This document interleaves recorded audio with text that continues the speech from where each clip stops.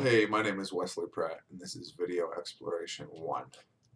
I'm going to talk a little bit about the ink blot test, which was developed by Herman Rorschach back in 1921. Most of the information I found on this topic I got from Google or by looking up studies on the ink blot test.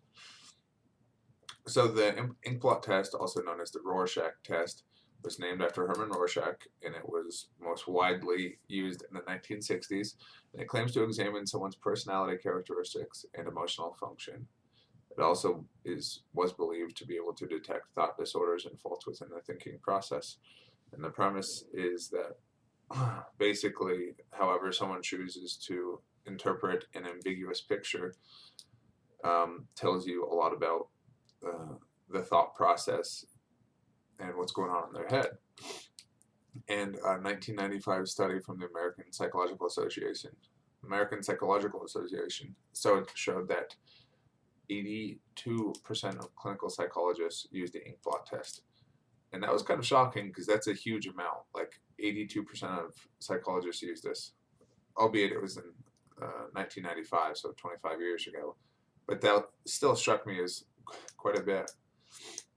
And I actually didn't see this topic in this week's reading, but it was in the crash course video. They talked about it several times. And finally, although it seems like a cool idea, right? However, the mind picks up this ambiguous information in whatever direction it chooses to run with it. The test almost acts like a prism, right? Like the prism reflects light in whichever way. However, your mind chooses to, whatever direction it chooses to run with the images, tells you information about the individual who's is participating. Like, that's a cool premise and all, but it just seems like an antiquated kind of idea, and I don't know how much stock you could possibly put into that, or what kind of diagnosis you could possibly make based off of the interpretation of a picture.